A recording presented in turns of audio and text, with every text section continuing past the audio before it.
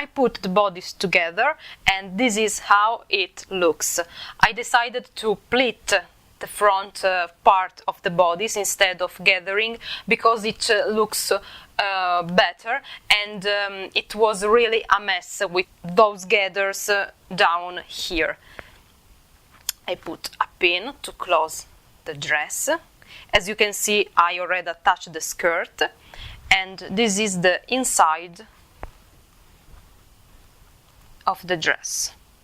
This is how the lining closes on the front. There's a pin here and here. The skirt is attached to the back of the dress with a self-made ribbon of bias tape. I'll talk about this later. This is how the bodice looks when finished. I trimmed the neckline with black contrasting bias tape. It is all hand sewn. And this is the back. As you can see, the dress has a very dropped shoulders, so the shoulders doesn't sit in the modern way, but in the Regency way. So this is historical accurate. This is the back. And now the sleeves. I decided to put the seam in the front because this is typical of the dresses between the late 18th century and the early 19th century. So consider this dress as a restyled dress in the early Regency era. The end of the sleeves is trimmed with a little strip of fabric. So this is a little ruffle with little pinked edges. It frays a lot, but it doesn't matter. The cap of the sleeve is gathered all the way around in the back, and this is an important step because these gathers give you a very little extra room to move your arms. Now the skirt. The skirt is gathered at the back from one bodice side seams to the other one. It also ends with a little pretty train. It's not bad at all. Sorry for the lack of ironing.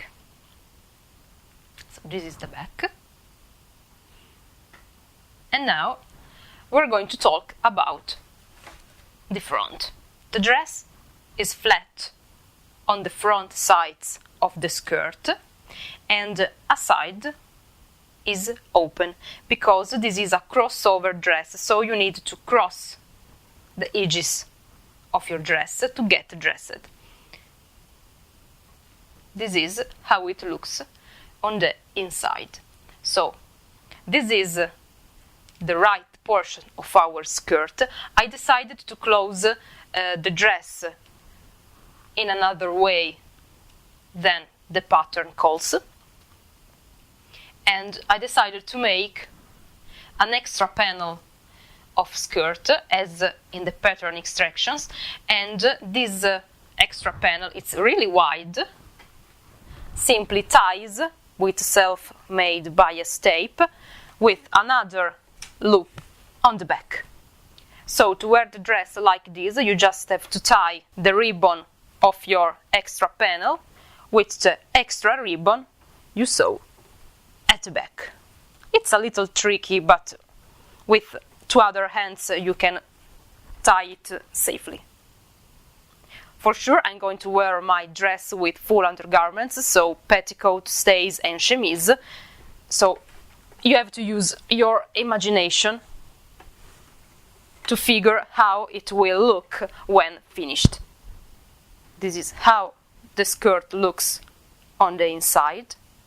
I decided to use French seams instead using my serger as I made here. Now the last part of the video is the hem. I decided to make a little bit of facing with the extra fabric of the dress. This helps to keep the dress in place when worn because it adds a little bit of bulk at the end, and your skirts won't fly away when you move. I decided to make the hem all by hand using small slip stitches.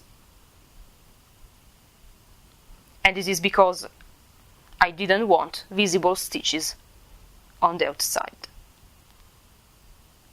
And that's all. We're going to close the dress again. I use a pin, but you can use any other fastening. Okay. And this is our dress. Thanks for watching this video. Sorry for my English, but English is not my native language. You're going to find some photos of the worn dress at the end of the video. Thank you so much for watching. Don't forget to subscribe to my channel and to follow me on all my other social media as Facebook and Instagram. Thank you so much and see you soon.